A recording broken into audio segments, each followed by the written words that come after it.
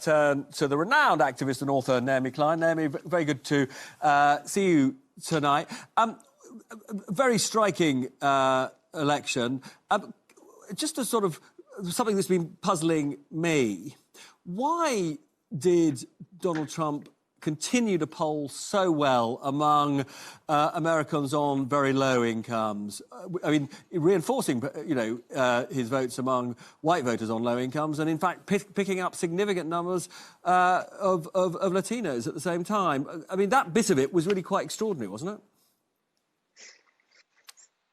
Yeah, it was. I mean, overall, he actually picked up more votes among higher income people earning over $100,000 a year. But I think where he really gained ground in the last couple of weeks was in this messaging he had that he stood for opening up the economy and Joe Biden stood for lockdown. And the real barrier that the Democrats encountered was that, unlike in the UK, where people's salaries have been covered, about 80% of people's salaries have overwhelmingly been covered by the government, in the United States, Congress has really hung people out to dry.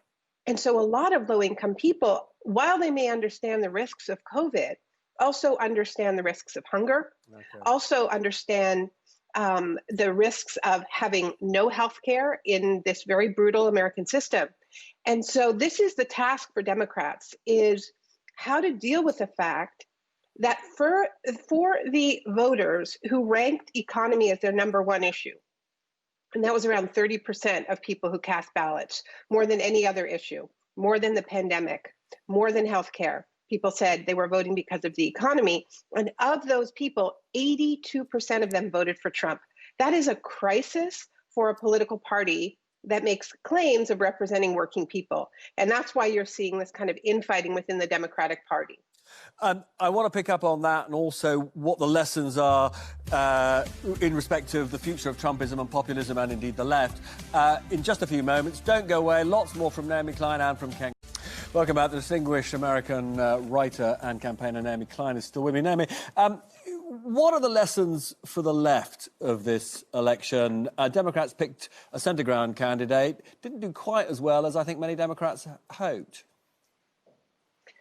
No, especially considering who they were running against and considering that around 220,000 people have died from COVID in the midst of this absolutely out of control pandemic. This should have been a sweep for the Democrats. So I think, and the truth is, I think in some ways it would have been, because there was huge numbers of votes cast, historic number of votes cast for Biden. But the Republican base was also energized. And this is the big story here, right? It wasn't one side that clearly collapsed. You had a very, very energized Republican base, and you had a very, very energized Democratic base. And that's why it was so close. So I think that the lesson for the left is, to quote Ilhan Omar, who's a congresswoman and a member of the so-called squad, along with Alexandria Ocasio-Cortez, you get what you organize for. And the communities that did door-to-door organizing safely in the midst of the pandemic had incredible voter turnout. We've heard some spin in the days after the election that have tried to blame the left for the Democratic Party's losses in the House or setbacks in the House. But in truth, what we now know, because we've crunched the data, is that the people who were running on Medicare for all and on the Green New Deal, which are kind of like the left boogeymen issues, they overwhelmingly kept their seats or won their seats. So it wasn't an issue of ideology. It was really how well people organized, what kind of story they told. That's fascinating. Sadly, we're out of time. I'm going to ask you a very important question, and I'm going to ask you to be brief, which is impossible on this one, I fear. But what do you think the impact of this health crisis is on the climate debate?